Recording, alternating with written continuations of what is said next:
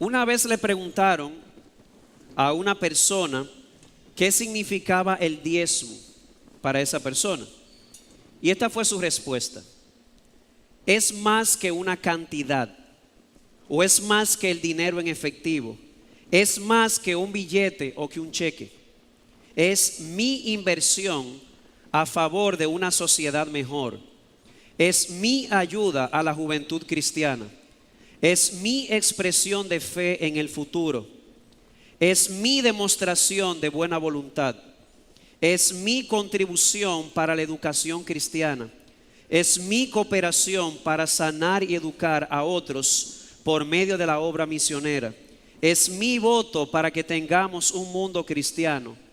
Es mi diezmo, una cosa santa, dedicada a Dios para servir a las personas. Por lo tanto, concluye esta persona, procuraré siempre el privilegio y la oportunidad de dar mi diezmo.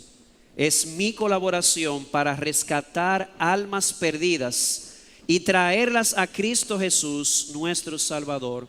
Termina la cita. Nos corresponde en esta mañana estudiar la quinta denuncia de Dios contra el pueblo de Israel a través del profeta Malaquías. Recuerden que la primera denuncia, Dios reprendió al pueblo porque el pueblo estaba poniendo en dudas el amor de Dios hacia ellos. Segundo, Dios reprende al pueblo por medio del profeta porque el pueblo estaba trayendo sacrificios defectuosos, una expresión de un corazón que estaba hastiado de Dios, y lo peor del caso es que los sacerdotes lo estaban aceptando. Luego vimos una tercera denuncia contra el pueblo a través del profeta, porque el pueblo estaba siendo desleal de manera particular, teniendo matrimonios mixtos y dando cartas de divorcio totalmente ilícitas a causa de la codicia o de la lujuria. Y luego la cuarta denuncia, vimos a Dios reprendiendo al pueblo porque el pueblo estaba hablando en contra de Dios y de manera particular acusándolo de que él era injusto en sus tratos con Israel.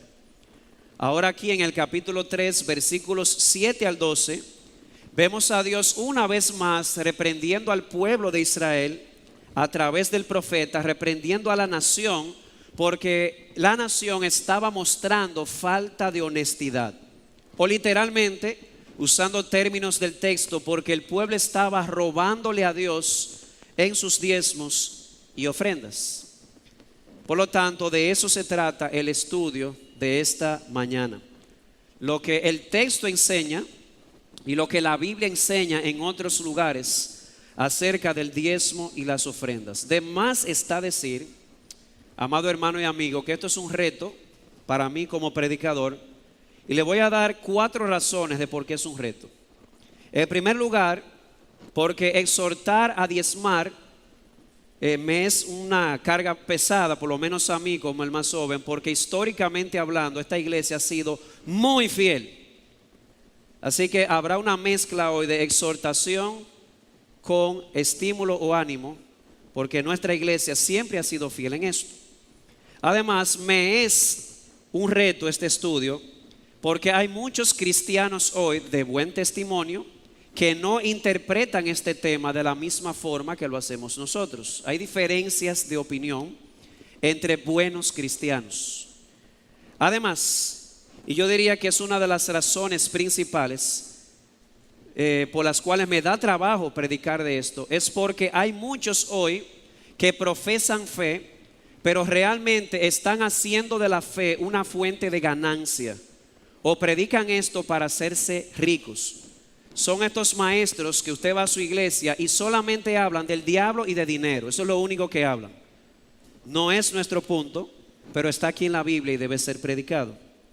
Y además, nos ha tocado en esta mañana la difícil tarea de cruzar el puente. ¿Cuál puente? El puente de tomar una situación particular que se dio en el pueblo de Israel, tomar el principio, cruzar el puente y ese principio aplicarlo hoy a la iglesia de Jesucristo, lo cual no es una tarea sencilla. Así que la iglesia ha sido muy fiel, históricamente hablando. Hay muchos que no piensan como nosotros, o algunos. Hay muchos que usan esto para manipular y sacarle dinero a la gente. Y además no es tan sencillo aplicar una exhortación que se le dio a Israel unos 400 años antes de Cristo y aplicarlo hoy al nuevo pacto. Pero ¿saben qué? Este también es un tema que ha sido revelado en la Biblia y debe ser tratado. Además, algo en mi defensa es que este tema no ha sido escogido, sino que el tema me ha escogido a mí. ¿Por qué? Porque nuestra costumbre, en mi caso, es predicar expositiva y consecutivamente los libros de la Biblia. Y hoy, providencialmente, tocaba este texto. Así que no ha sido escogido o manipulado, sino que el texto es el que realmente nos tocaba dentro de la exposición. Sin nada más que decir, lo primero que notamos en el texto es que Dios hace un reclamo general al pueblo. ¿Cuál es ese reclamo? Leemos el versículo 7. Desde los días de vuestros padres os habéis apartado de mis estatutos y no los habéis guardado. Volved a mí y yo volveré a vosotros. La denuncia general de Dios hacia el pueblo es que el pueblo o la nación en términos generales se había apartado de Dios. Note una vez más, dice, os habéis apartado y luego dice, volved a mí. La nación se había apartado de Dios. La pregunta es, ¿cómo se había apartado? Y el mismo texto responde, no guardando los estatutos y los mandamientos del Señor. Nótese. Desde los días de vuestros padres os habéis apartado de mis estatutos y no los habéis guardado. Se habían apartado del Señor y la manera de apartarse era dejando de guardar lo que Dios había mandado. ¿Y por qué es relevante esto? Porque hay muchos hoy que hablan de que ellos guardan la palabra de Cristo, de que ellos profesan ser creyentes, pero cuando vemos en su vida práctica se han apartado de los mandamientos de Dios o de la palabra de Dios. Hermano y amigo, entienda esto. Apartarse de la palabra de Dios es equivalente a apartarse de Dios aunque usted diga que Dios está con usted. Muchos que dicen, yo soy una persona bendecida, yo soy creyente, yo sigo al Señor, yo soy una persona temerosa de Dios, pero en la práctica se ha apartado de lo que dice la palabra, se ha apartado del Señor. Ahora bien, dejarlo ahí sería muy general. Notamos, por lo tanto, en segundo lugar, que ese desvío del pueblo o ese apartarse del Señor tomó una forma muy particular. Recuerden, ellos se apartaron de Dios. ¿De qué manera? Dejando de guardar sus mandamientos, pero eso es muy general. Bajamos a un particular. La pregunta es la que ellos hicieron. Señor, dice al final del versículo 7, ¿cómo hemos de volver? Una vez más, el pueblo de Israel, con una mezcla de hipocresía, indiferencia y una actitud de, ¿cómo se llama? De una persona que se cree víctima o con una actitud de víctima, le pregunta al Señor, ¿y en qué nos hemos desviado de ti? ¿En qué hemos dejado de guardar tu palabra? El pueblo quería ver con claridad en qué punto se habían desviado de Dios, en qué punto se habían desviado de su palabra. Y el Señor les dice, ¿qué es lo que tú quieres? ¿Saber la manera particular en la cual te has apartado de mí? Sí, aquí va. Dice el versículo 8, ¿robará el hombre a Dios? Pues vosotros me estáis robando. Dice la primera parte del verso 8. Todos nosotros sabemos, o por conciencia o por la Biblia, que robar es un pecado grave, un delito grave. Éxodo 20:15 dice, no hurtarás. Eso lo sabemos por la Biblia y por la conciencia. Y aún aquellos que no son creyentes o que no tienen Biblia, aún ellos saben que robar es malo. ¿Y saben cómo lo saben? Porque cuando alguien les quita a ellos lo que les corresponde por derecho, se sienten mal. Por lo tanto, cuando hacen eso a otra persona, su conciencia, dice Pablo, comienza a acusarles en sus razonamientos. Todo el mundo sabe que robar es un delito serio. Ahora bien, yo quiero llevarte un poco más profundo. robar es un delito serio. ¿Y qué tal robarle a Dios? ¿Usted había pensado en eso? Robar es un delito serio. Pues bien, el pueblo le estaba robando a Dios. ¿Cómo así? Bueno, cuando una persona roba, ¿qué es lo que hace? O una persona le quita o retiene algo que le corresponde a otra persona por derecho. Vamos a suponer que la hermana Victoria deja su cartera ahí encima de la silla. Y yo vengo en un descuido y me la llevo. Eso se llama robo por una sencilla razón. Porque he tomado o he retenido en mi posesión lo que por derecho le corresponde a ella. Y la Biblia enseña que el pueblo le estaba robando a Dios. ¿Qué significa eso? Que el pueblo estaba reteniendo o tomando en su posesión lo que por derecho le correspondía a Dios. Punto y aparte. Tan sencillo como eso. Lo que le pertenecía a Dios, el pueblo lo estaba reteniendo. Y alguien dirá, robarle a Dios. Wow, eso suena grave. Sí, no solamente suena grave, también suena extraño, ¿verdad que sí? Suena tan extraño que una persona podría pensar, pero ven acá, todo es de Dios. ¿Cómo es eso de robarle a Dios? Hasta el pueblo le preguntó en el versículo 8, pero decís, ¿y en qué te hemos robado? El mismo pueblo le pregunta, ¿en qué te hemos robado? Porque no solamente suena grave, es que suena extraño. ¿Cómo se le roba a Dios? Y Dios entonces responde en el versículo 8, en su última parte, Él dice, en los diezmos y en las ofrendas. Entonces vuelvo atrás. El pueblo, Dios le dice, ustedes se han apartado de mí. ¿Cómo, Señor? ¿En qué nos hemos apartado? Ustedes se han apartado de mí porque han dejado de guardar mis estatutos y mandamientos. Y de manera particular, ustedes quieren saber en qué se han apartado de mí. Ustedes me están robando. El pueblo pregunta, ¿y en qué te hemos robado? Y Dios les responde, en vuestros diezmos y en vuestras ofrendas. Pastor, dígame, ¿y qué era lo que el pueblo estaba haciendo con los diezmos?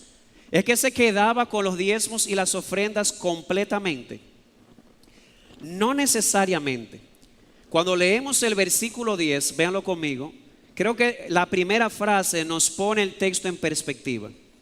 Él les dice, traed todo el diezmo al alfolí. Si usted tiene la Biblia de las Américas, puede seguirme. Él dice, traed todo el diezmo al alfolí. Lo que sugiere que no necesariamente el pueblo estaba reteniendo todo el diezmo, pero sí estaba reteniendo parte del diezmo. O sea que reteniendo una parte que le correspondía a Dios en virtud de lo que Dios mismo había establecido, ellos le estaban robando al Señor. Tomaba una parte y le daba a Dios la otra parte, pero no le estaba dando a Dios todo lo que a Dios le correspondía o todo el diezmo. Y eso levanta tres preguntas. Número uno, pastor, ¿y qué es el diezmo? Bueno, el diezmo, como su nombre lo indica, era literalmente la décima parte o el 10% de todo el producto del campo o del ganado que ellos poseían. ¿Cómo así? No era una sociedad como la nuestra, era una sociedad agraria que dependía de ganados y de cultivos. El diezmo era lo siguiente: si ellos tenían 100 becerros, tenían que tomar 10 de esos y darlos al Señor. Si ellos tenían 100 tareas, qué sé yo, sembradas de trigo, tenían que dar el 10% de lo que habían cosechado al templo o a los sacerdotes para el sustento. En Levítico 27, 30 al 32, para los que llevan notas, dice lo siguiente: así pues, Levítico 27, 30 al 32, todo el diezmo, ahí está otra vez, todo el diezmo de la tierra, de la semilla de la tierra o del fruto del árbol es del Señor. Es cosa consagrada o dedicada o santificada al Señor. Y si un hombre quiere redimir parte de su diezmo, le añadirá una quinta parte. Todo el diezmo del ganado o del rebaño, o sea, de todo lo que pasa debajo del cayado, la décima cabeza será consagrada al Señor. Ahí está, aquí era el diezmo. el 10% de lo que ellos producían en sus campos y de lo que ellos tenían en sus ganados le pertenecía por derecho al Señor. De hecho, el 100% le pertenecía al Señor de entrada, pero ellos debían tomar el 10% de eso y darlo al Señor. Ahora bien, hay otra segunda pregunta. Pastor, ok, ya sabemos lo que es el diezmo, más o menos teníamos idea. Ahora bien, ¿cómo es eso de todo el diezmo? ¿Por qué usar esa frase, traed todo el diezmo? Les decía hace un momento que posiblemente el problema no era que no daban nada, sino que retenían parte del diezmo que debían dar. No solamente le daban, ¿se recuerdan atrás? Las ovejas que tenían defectos, sino también que estaban reteniendo de lo que debían dar. De hecho, en el Antiguo Testamento podemos ver que habían 3 tipos de diezmo. 3 tipos. Yo los voy a citar brevemente para que se entienda y luego les doy la cita para que la busquen para seguir con el desarrollo del texto. Es simplemente para que quede claro esto de todo el diezmo. En primer lugar, había un diezmo que debía ser pagado por el pueblo para la manutención de los levitas. Levítico 27, 30 al 33 y Deuteronomio 12, 18. Pastor, ¿puedes repetir? Sí. Había un diezmo que el pueblo de sus ganados y cultivos debía dar para la manutención o el sostenimiento de los levitas. ¿Y quiénes eran los levitas? Miren, Israel tenía 12 tribus. ¿Cuántas? 12. De esas 12, todas recibieron una porción de tierra. Cuando llegaron a la tierra de Canaán, a Rubén le toca allí, Simeón allí, Judá allá, Isaacar allí, Zabulón, Dan, Neftalí, Gad, Aser. El único que no recibió fue Leví, la tribu de Leví. Señor, ¿y nosotros? No recibieron una porción de tierra. ¿Por qué? Porque Dios había decidido soberanamente que esa tribu se iba a encargar del sacerdocio. En otras palabras, de cuidar todo lo que era el templo y de enseñar la palabra. Entonces, como ellos no recibieron ningún tipo de heredad, a las demás tribus les correspondía tomar una 10ª parte de sus ganancias y darlas entonces para el sostenimiento de ellos, que se dedicaron al cuidado del tabernáculo, del templo, y sobre todo porque no habían recibido una herencia terrenal. Pero además, interesante esto, había un segundo diezmo que los levitas debían darle a los sacerdotes. ¿Cómo así? Toda la tribu de Leví, ¿qué fue lo que no recibió esa tribu? No recibió herencia, ¿verdad? Por esa razón, todas las demás tribus debían darle el 10% a ellos. Pero ellos, entre los levitas, tenían algunos que se dedicaban a enseñar la ley, los sacerdotes. Entonces, los levitas, de todo eso que habían recibido, de todo ese diezmo, le daban el diezmo de eso a los sacerdotes que enseñaban en el templo. Se parece mucho a la forma en que lo hacemos en nuestra iglesia para que le interese. Lo que entra a nuestra iglesia se distribuye en varios ministerios, sostenimiento del edificio, ministerios que reciben, y de ahí se saca una porción para aquellos que nos dedicamos a la predicación y a la enseñanza, como dice Pablo. Entonces los levitas recibían todo, el diezmo, y de ese diezmo le daban el 10% o el diezmo de ese diezmo a los sacerdotes. Números 18, 26 al 28. Pero además había un tercer diezmo, y ese tercer diezmo era que cada 3 años toda la nación debía sacar el 10% de sus ganancias para dárselo a los pobres. Deuteronomio 14, 28 y 29, lo que nosotros le llamaríamos ofrendas. Entonces vuelvo atrás. Yo creo que, espero que ya esté un poquito más claro. Cuando él dice, traed todo el diezmo, no necesariamente es que ellos no estaban dando. Es que no estaban dando todo el diezmo que había sido requerido por Dios. O el pueblo no le estaba dando los diezmos a los levitas, o los levitas no le estaban dando el 10% a los sacerdotes, o toda la nación estaba olvidando el diezmo para los pobres. ¿Cuál de las 3? No sé, pero en algo estaban fallando. Y en esto dice Dios, ustedes me han robado o me estáis robando. esas ofrendas que debían ser designadas para el sacerdocio, el sostenimiento del templo y los pobres, le pertenecían a Dios por derecho. De hecho, todo, pero ese 10% para eso. Y al retener una parte de eso, Dios dice: se han desviado, ustedes me están robando al no dar todo el diezmo y la ofrenda. ¿Y cuál fue el resultado de eso? Bueno, en el versículo 9 vemos el resultado de ese robo a Dios. Dice: con maldición estáis malditos, porque vosotros, la nación entera, me estáis robando. Suena fuerte el texto. A causa de que ellos estaban robándole a Dios al retener diezmos y ofrendas, entonces Dios había traído sobre ellos una maldición. Aquí la pregunta clave ahora es: ¿y en qué consistía esa maldición? De hecho, si seguimos leyendo específicamente el versículo 10 en su última parte y el 11, tendremos una pequeña idea. Dice el 10 en la última parte: si no os abriré las ventanas del cielo y derramaré para vosotros bendición hasta que sobreabunde, por vosotros reprenderé al devorador, para que no os destruya los frutos del suelo, ni vuestra vid en el campo será estéril, dice el Señor de los ejércitos. Ahí tenemos una pequeña idea de qué era lo que estaba sucediendo. Los campos del pueblo no estaban produciendo. Había escasez en el pueblo por dos razones. Primero, las ventanas o las cataratas de los cielos habían sido cerradas. No es la primera vez en la Biblia donde Dios, como juicio, deja de mandar lluvia a causa del pecado del pueblo. Y no solamente eso, no solamente la lluvia está dejando de caer, había un devorador, dice el versículo 11, que estaba acabando con los cultivos.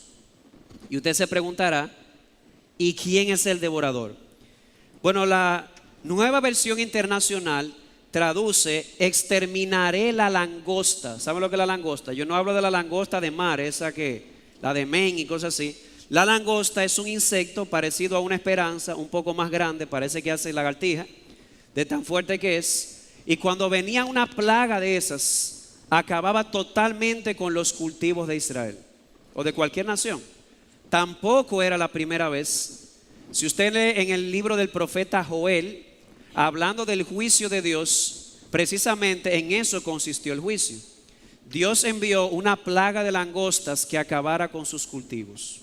Entonces, Dios le dice al pueblo, lo voy a repetir mucho, tolérenme el agravio: ustedes se han desviado de mí. Hay en que ustedes han dejado de guardar mis estatutos. Bueno, ¿cómo nos volvemos a ti? Dejen de robarme. Y el pueblo pregunta: ¿y en qué te estamos robando? En vuestros diezmos y ofrendas. Ustedes no están dando todo el diezmo y las ofrendas, están reteniendo. Y como resultado de eso, el pueblo experimentaba una maldición. ¿Cuál maldición? Las ventanas de los cielos se habían cerrado, en otras palabras, no estaba cayendo lluvia, y además una plaga de langostas o un devorador estaba acabando con sus cultivos. En medio de todo esto, ¿cuál es la exhortación? Volvemos al versículo 7, en su penúltima parte. Dice: volved a mí y yo me volveré a ustedes. Esa es la exhortación general. ¿Cuál fue el pecado en general? Que ellos se habían apartado de Dios. Dios les dice: vuelvan a mí. ¿Cómo se habían apartado? No guardando la palabra de Dios. ¿Cómo se iban a acercar? Guardando la palabra de Dios. Yo lo voy a repetir, es sencillo. Si ellos se habían apartado de Dios, dejando de guardar su palabra, entonces la manera de ellos acercarse a Dios o volverse a Él era volviendo a poner en práctica los estatutos que Dios había establecido. Eso es arrepentimiento. La palabra volver aquí es la palabra hebrea que también se traduce como arrepentirse. Yo voy en una dirección y yo abandono ese camino para volver otra vez a Dios. Amado hermano y amado amigo, arrepentimiento es más que llorar. Arrepentimiento es más que sentirse triste o dolido. Arrepentimiento es eso y además dejar el camino de pecado y volver a Dios.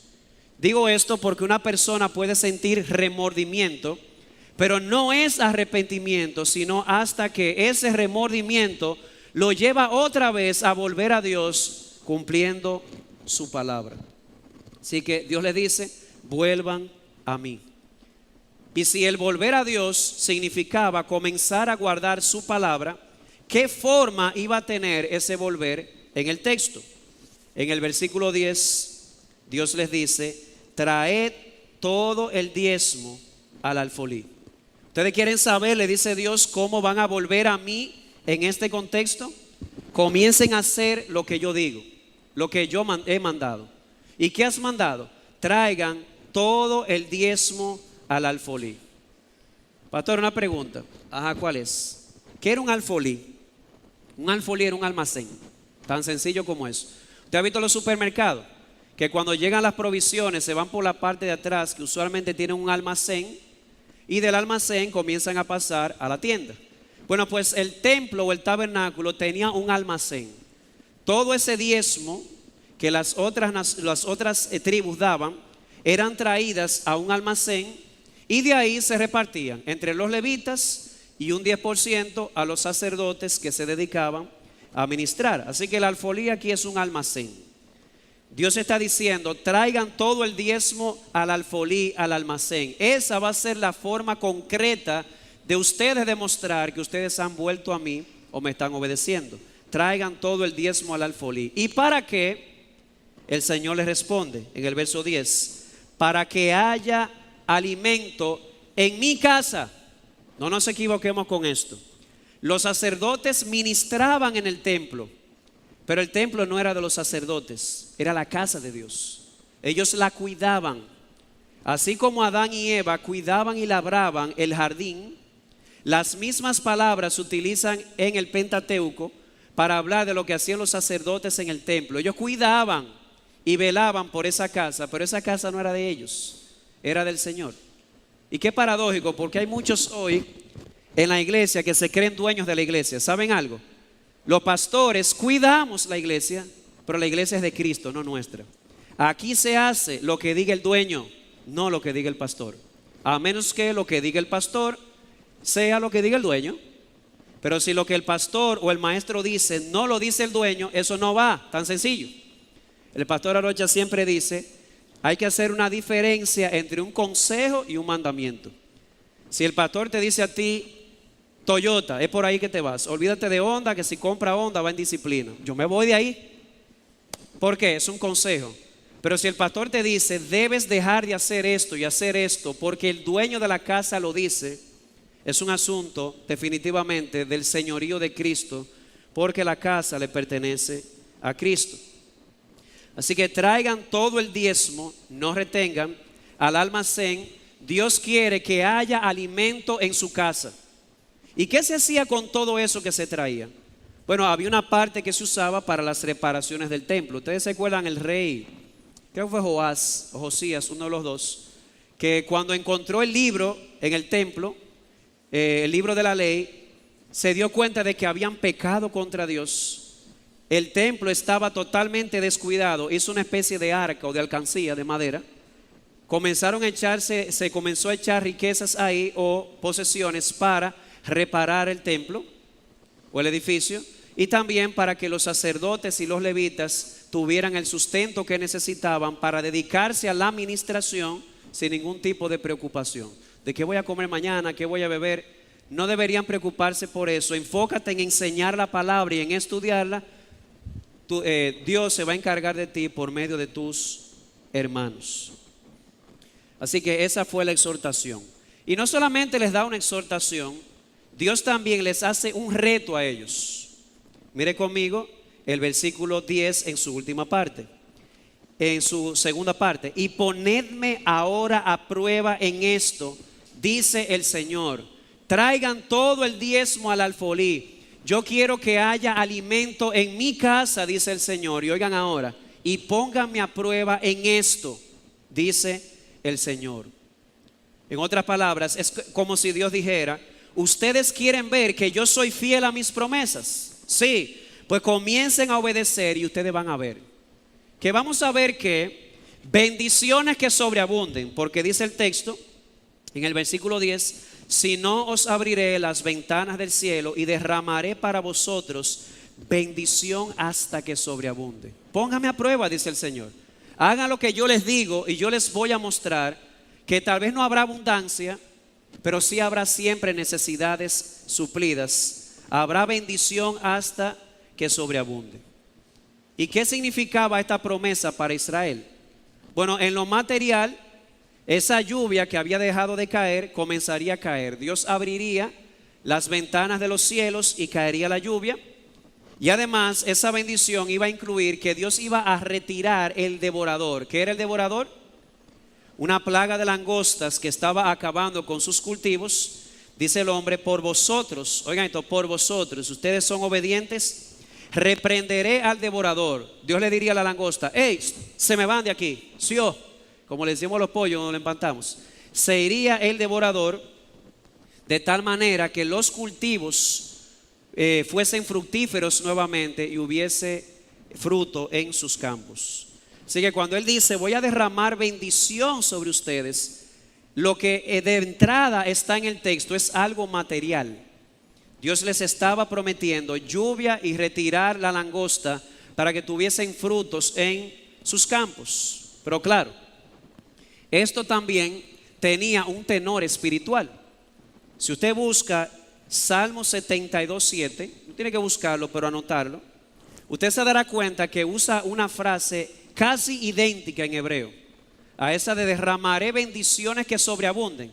Él utiliza una frase muy parecida en el Salmo 72, versículo 7, que dice así: florecerá en sus días justicia y muchedumbre de paz hasta que ya no haya luna. En otras palabras, hasta que sobreabunde. Y fíjense que iba a abundar allí, no solamente frutos del campo, también iba a abundar allí justicia y paz.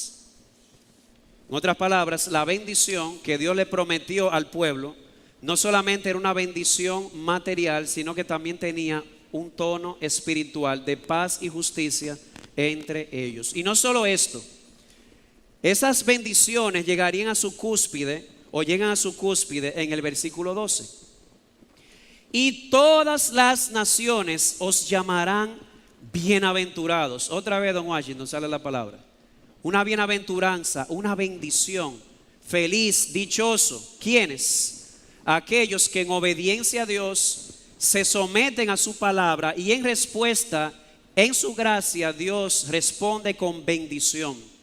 Y esas bendiciones serían tan notorias, material y espiritualmente hablando, que todas las naciones que se burlaron de Israel mientras estuvo en el cautiverio van a decir, esa es una nación bienaventurada.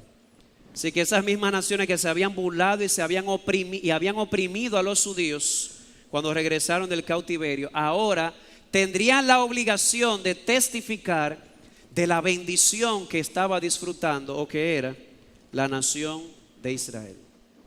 Entonces, ustedes se han apartado de mí, le dice Dios al pueblo. El pueblo pregunta, ¿cómo? Ustedes han dejado de guardar mi palabra, vuélvanse a mí. Señor, ¿y cómo me vuelvo? Deja de estar robando. Señor, ¿y en qué te estoy robando?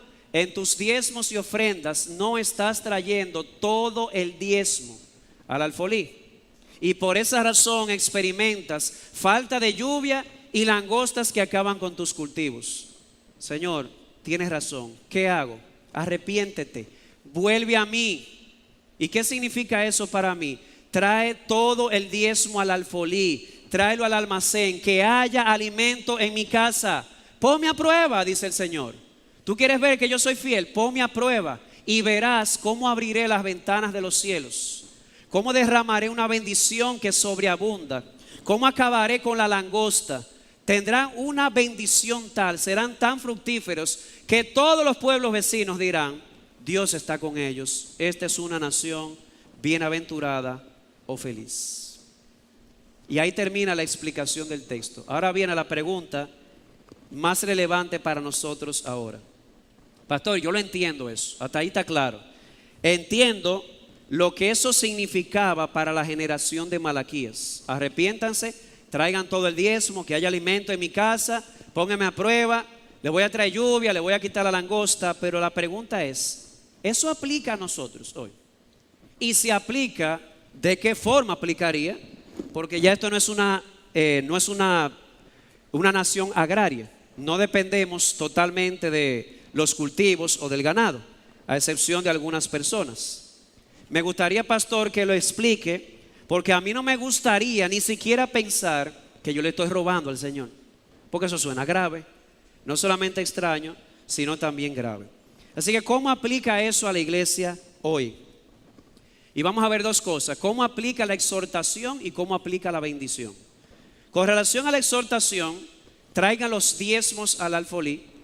Esa es una respuesta interesante porque, como les decía hace un rato, no todos están de acuerdo con que el diezmo está vigente para la iglesia hoy. De hecho, yo estoy hablando de buenos hombres que creen en el dar para el avance del reino, pero no están de acuerdo con el diezmo. De hecho, ellos dicen, si usted lee, vaya conmigo, usted sí quiero que lo vea, Hebreos capítulo 7, porque ese es mi punto de partida. Ellos dicen, si usted lee Hebreos 7, está claro que ya el diezmo no aplica a nosotros. Leo Hebreos 7, versículo 12. Aquí voy. Dice, porque cuando se cambia el sacerdocio, necesariamente ocurre también un cambio de ley. Hubo un cambio de sacerdocio, ya no estamos bajo el sacerdocio de los levitas, por lo tanto, como cambio de sacerdocio, hubo también cambio de ley. Y de ahí concluyen, entonces el diezmo no está vigente. Y suena interesante el argumento, solo por una excepción. Oigan esto es muy importante, yo creo que es el argumento más fundamental o más teológico. Es verdad que hay un cambio de sacerdocio. Es verdad, la Biblia enseña que ya no estamos bajo el sacerdocio de Leví, ahora estamos bajo el sacerdocio de Melquisedec. ¿Y quién era Melquisedec? Ahí quería llegar. Melquisedec existió antes de que Leví existiera, que quede claro. En una ocasión Abraham venía de rescatar a su sobrino Lot de Sodoma y Gomorra, eso está en Génesis 19 si mal no recuerdo. Y cuando llevaban todo lo que habían recuperado, de todo eso que habían recuperado de sus atacantes, Abraham le dio el diezmo o el 10% de todo a Melquisedec, que era rey de justicia y sacerdote de Dios. O sea que la primera vez que en la Biblia se menciona el diezmo, ni siquiera fue cuando los levitas ministraban en el templo. La primera vez que se habla del diezmo es aquí, cuando Abraham, Leví era nieto, Leví ni siquiera había nacido. Dice Hebreos capítulo 7, ahí mismo específicamente, el versículo 10, véalo conmigo. Porque aún, hablando de Leví, estaba en los lomos de su padre cuando Melquisedec le salió al encuentro. O sea, ¿quién fue que encontró a Melquisedec? Abraham. ¿Y qué hizo Abraham? Le dio los diezmos a ese rey y sacerdote. ¿Y Leví dónde estaba? Leví ni había nacido. Leví estaba en los hombros o en los lomos, mejor dicho, de Abraham. Y dice el autor de los Hebreos que cuando uno lo ve así, realmente Leví le estaba dando los diezmos a Melquisedec. Estaba reconociendo que el sacerdocio de Melquisedec era superior. Usted nada más tiene que leer Hebreos 7 y de eso se trata. Pastor, yo como que no estoy entendiendo. Voy para atrás. Abraham sacó el diezmo y se lo dio ¿a quién? Al sacerdote Melquisedec. ¿Qué resulta? Leví no había nacido todavía. De Leví vienen los sacerdotes levitas. ¿Y qué dice el autor de los Hebreos? Que Leví, que no había nacido todavía, le dio diezmos a Melquisedec por medio de Abraham. ¿Y cuál es el punto del autor? Que en ese momento el sacerdocio levítico está reconociendo que el sacerdocio de Melquisedec era superior, por eso le dio los diezmos. Y el autor a los Hebreos dice que ahora ha habido un cambio de sacerdocio. No estamos bajo el sacerdocio de Leví, sino bajo el sacerdocio de Melquisedec. Parece que el diezmo está vigente, teológicamente hablando. Yo espero que se haya entendido, pero si no, no se puede acercar. El asunto es, cambio de sacerdocio, ¿hubo sí o no? Sí, ya no estamos bajo el sacerdocio de Leví, sino bajo el sacerdocio de Melquisedec. Y resulta que a Melquisedec fue la primera persona a quien se le dio el diezmo en la Biblia, cuando Moisés ni siquiera existía, cuando Aarón ni siquiera existía, cuando los levitas ni siquiera existían. Entonces el diezmo pertenece al sacerdocio de Melquisedec, del cual es Cristo, no de Leví. Por lo tanto, entendemos que teológicamente hablando sigue vigente. Y además, a nivel práctico, no hay un solo texto en todo el Nuevo Testamento que indique que el diezmo haya sido abolido. Todo lo contrario. A Jesús se le preguntó una vez, o confrontó a Israel en una ocasión, o a los religiosos, por el tema del diezmo. Y esto fue lo que le dijo Jesús a ellos. Voy a citar una paráfrasis que hace el pastor John Piper sobre una conversación que Jesús tuvo con los fariseos y publicanos. Piper dice: nunca lees en la Biblia algo como esto. Has oído que se te dijo, trae todos los diezmos al almacén. Pero yo os digo, con el 5% servirá, o incluso con el 2%. No, eso nunca lo ven en la Biblia, ni en Jesús. Por el contrario, Jesús dice en Lucas 11:42: ay de vosotros, fariseos, porque diezmáis la menta, la ruda y toda la hierba, es decir, los cultivos, y descuidan la justicia, el amor de Dios. Debéis haber hecho esto sin descuidar aquello. Jesús no está anulando el diezmo. Jesús está acusando al pueblo de decir: ustedes vienen y traen los diezmos, pero se olvidan del necesitado, de la viuda, del huérfano, del amor. Debieron haberlos atendido a ellos sin dejar de hacer esto. No hay un solo lugar en las palabras de Jesús donde Él lo anule. Y en la iglesia del Nuevo Testamento, ¿qué es lo que vemos? Siempre hay dos tipos de ofrendas. Unas para aquellos que se dedican a la enseñanza y otros para los pobres.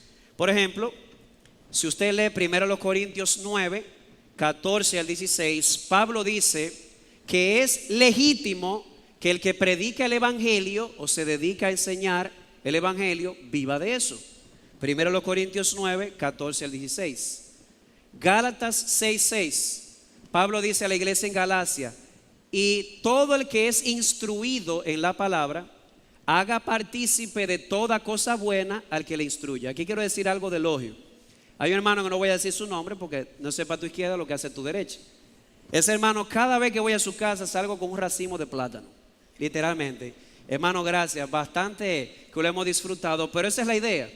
Es con un gozo que lo hace, como hacer partícipe a aquellos que le instruyen de toda cosa buena que él recibe. Esa es la idea. Además, en 1 Timoteo 5, 17 y 18, Pablo dice: los ancianos que gobiernan bien sean tenidos por dignos de doble honor, especialmente los que se dedican a la enseñanza y la predicación, porque la Escritura dice: no le pongas bozal al buey cuando trilla. Oye, si el buey está trabajando, no le pongas bozal, déjalo que coma. Esa es la idea. Y por otro lado, digno es el obrero de su salario. Es justo, y lo digo sin temor, aunque soy maestro y pastor, que si un pastor ha dejado su trabajo en la sociedad, como los levitas renunciaban a su herencia y dependían de la benevolencia de las demás tribus, también es justo que si hombres como el pastor Arocha o el pastor Amiris y dejaron su trabajo para dedicarse a tiempo completo a la obra, es justo que les remuneremos. Eso lo enseña la Biblia misma. Pero también en el Nuevo Testamento vemos a la iglesia dando posesiones para los necesitados.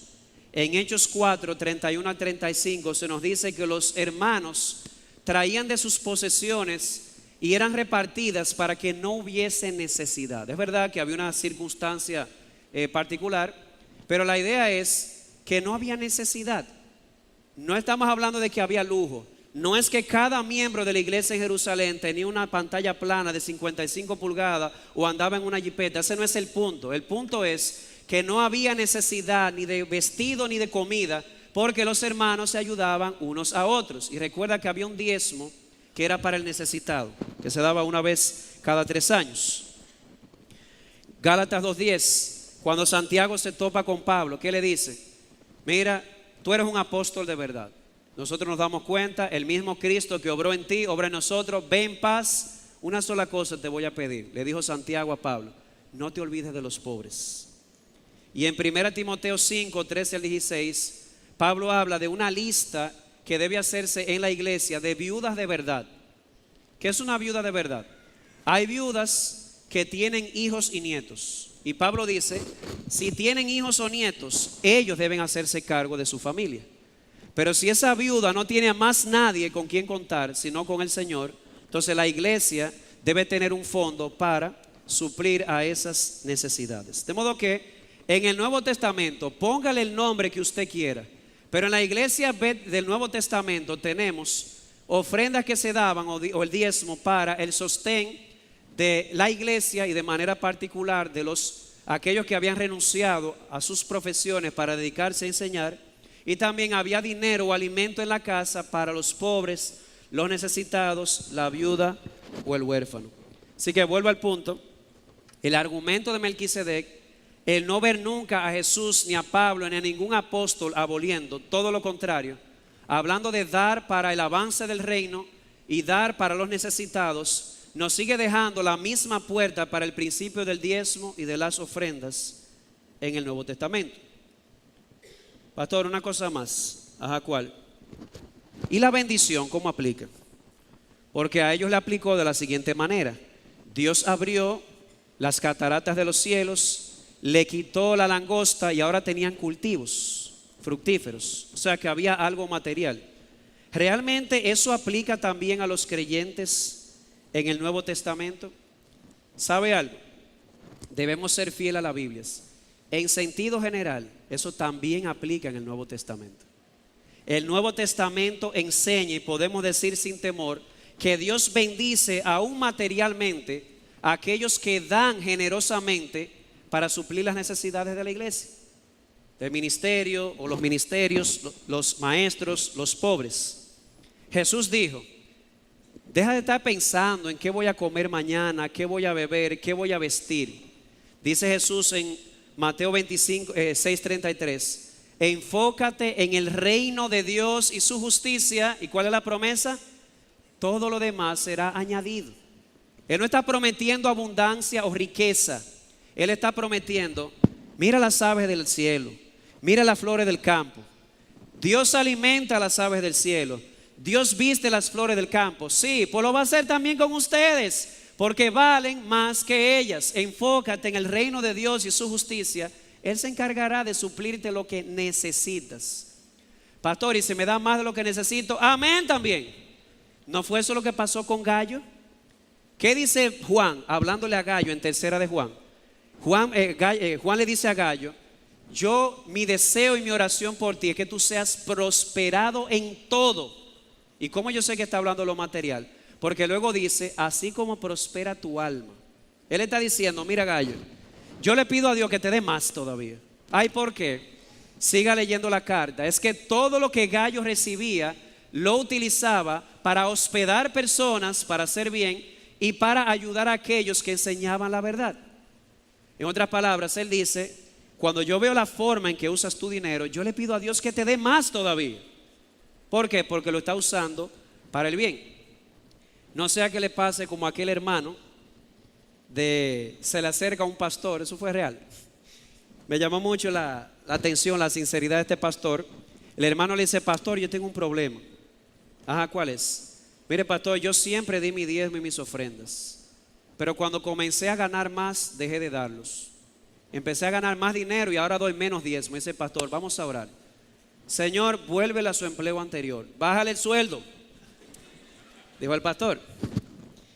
La idea era que él era más fiel cuando tenía menos. La idea de darle más, Pablo dice El que hurtaba no hurte más, sino que trabaje en lo que es bueno. ¿Para qué? Para que ayude al que está en necesidad. Entonces Dios en muchas ocasiones en el Nuevo Testamento nos enseña que aquellos que son fieles dando, Dios les recompensa aún materialmente. Y aquí hay hermanos, yo no voy a mencionar sus nombres para guardar el principio de no sepa a tu izquierda lo que hace tu derecha, pero aquí hay hermanos que son muy generosos, hermanos que tienen negocios propios. Esos hermanos que sacan una lista anualmente de a quién le van a regalar, a quién le van a dar, siempre están pensando. Hermanos que ven un hermano en necesidad, Juan, ahí están. Y no solamente les ha dado, les ha multiplicado más y más y más y más. Y aquí viene entonces lo más hermoso. Mientras más reciben, más siguen dando. Dios bendiga, hermano, tu corazón.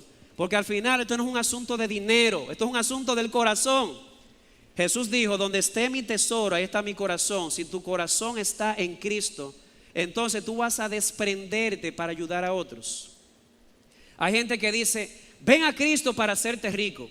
Y Cristo dice, ven a mí y despréndete de tus riquezas. Son dos cosas diferentes. Y hay hermanos que son muy fieles y generosos y Dios les ha recompensado.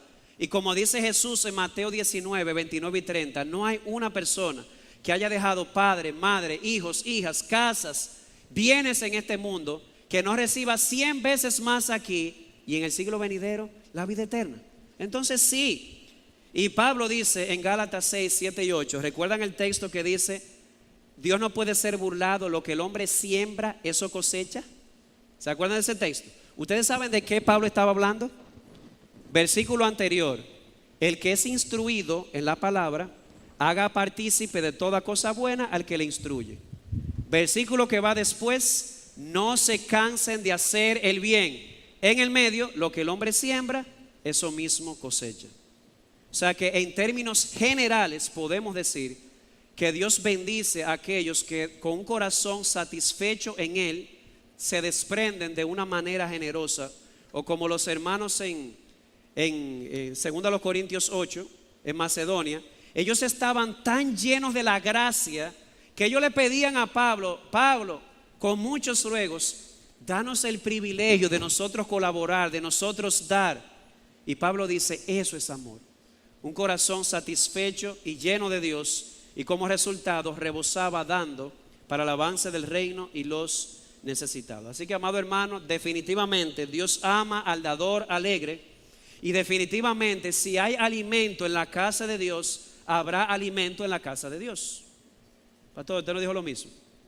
Si hay alimento en la casa de Dios, la palabra de Dios correrá rápidamente y será glorificada, como dice 2 Tesalonicenses capítulo 3 versículo 1. Ahora bien, una advertencia. En términos generales, Dios bendice a aquellos que se desprenden de manera generosa, pero a manera de advertencia, cuidémonos de nosotros presionar esta promesa general que está en la Biblia, como queriendo manipular a Dios, de que si yo doy tanto, Dios tiene que devolverme tanto y en tanto tiempo. ¿Sabe lo que dijo Pablo? El mismo Pablo dijo, yo he aprendido a contentarme con lo que Dios me ha dado, con lo que tengo. Pablo no está negando la promesa, la misma que él dio, lo que el hombre siembra eso cosecha. Pero Pablo estaba seguro de una cosa, que su riqueza no era el dinero sino Dios. Y aunque en ese momento no tuviese riqueza, al final él estaba contento con lo necesario, esperando el momento, el tiempo y la cantidad que Dios le quisiera dar, si es su voluntad dársela. Al final, amados hermanos, la mayor bendición en todo esto es esta: estar contentos con lo que tenemos y usar lo que tenemos para la expansión del reino y ayudar al necesitado. Así que, amada iglesia, es un reto de Dios para ti. Entendemos que aplica, tal vez no de manera agraria, pero todo lo que Dios ha puesto en tu mano le pertenece a Él. Y Él te exhorta, te anima a que sigas, porque esto ha sido siempre una iglesia fiel, a seguir desprendiéndote para que la palabra siga avanzando. Amada iglesia, por tus ofrendas hay 2 parejas misioneras que están en el oriente predicando a personas que no han escuchado el evangelio. ¿Y sabe lo que Dios está usando? Tus recursos. Dios te bendiga. Aquí hay 3 pastores que estamos ministrando. también gracias en parte a las contribuciones de la iglesia que podemos dedicarnos a esto. Aquí hay hermanos con real necesidad, ya sea temporal o permanente, que les está siendo suplido. ¿Gracias a qué? A que en la iglesia hermanos generosos siguen dando. Sigamos trayendo todo el diezmo y las ofrendas al alfolí, que haya alimento en la casa y que todas las naciones vecinas digan: ahí en esa iglesia hay bendición, Dios está ahí. Y amado amigo, quiero decirte algo antes de terminar. Si tú no eres creyente, voy a dejar el diezmo a un lado. Yo no te voy a hablar de diezmo, yo te voy a hablar de lo que tú le debes a Dios. Resulta que Dios te creó sin necesitarte. Te hizo simplemente porque quería ese gozo en Él transmitírtelo a ti. Te creó, te dio la vida, te preserva la vida. Tú sigues respirando ahí porque Él te sigue sosteniendo. Y no solamente eso, todo lo que tú tienes, ropa, zapato, dinero, todo lo que tienes, Él te lo ha dado. Te dirá: espérese, yo lo he trabajado. Tú sabes la gente que yo conozco que trabaja y no tiene nada. Dios te lo ha dado y al final mandó a su Hijo a pagar, no con el 10% de su sangre, con el 100% de su sangre para salvarte a ti. Tú no le debes el diezmo, tú le debes toda tu vida. Así que yo te exhorto a ti, amado amigo, que estás aquí, que no salgas de este lugar sin entregarle tu vida completa a Jesús, al Salvador y al Señor de tu vida. Y que todo lo demás sea simplemente el reflejo, el resultado de un corazón que está satisfecho en Jesús. Que a Él sea la gloria. Amén. Oremos. Padre, te damos gracias por tu palabra. Definitivamente nuestros corazones han sido radiografiados. Al final esto no se trata de dinero, se trata de un corazón de fe, un corazón obediente, un corazón que está satisfecho en ti. Oh Señor, es nuestro deseo y nuestra oración. Llena nuestros corazones con tu gracia. Que tu gracia, tu palabra sobreabunden en nuestro corazón de tal manera que el resultado sea la generosidad para el avance del reino y para los necesitados. Toma esta palabra, séllala en el corazón nuestro y enséñanos a usar nuestros bienes para que otros vean que el verdadero bien no es el dinero, sino tú y nuestro Señor Jesucristo. Padre, perdónanos si hemos dejado de hacerlo, que sea este el momento para nosotros volver a ti en obediencia a tu palabra. Oh Señor, y concédenos ver estas bendiciones de las que hablábamos. Más abundancia económica, pero para tener más que compartir con el necesitado. Concédenos ver justicia y paz sobreabundando en medio nuestro, para que tu nombre sea exaltado, para que tu nombre sea conocido entre las naciones, para que las naciones vecinas digan: he ahí un pueblo bienaventurado. Agrádate también, Señor, en traer a salvación a aquellos que están aquí y no te conocen. Muéstrales, oh Señor, por tu palabra y por tu espíritu, que te deben no el diezmo, sino toda su vida. Porque Jesús no solamente dio el 10% de su vida, sino toda su vida en rescate por muchos. Sálvalos, oh Señor, que no salgan de aquí sin arrepentirse ni creer. Porque te lo rogamos en el nombre de Jesús. Amén.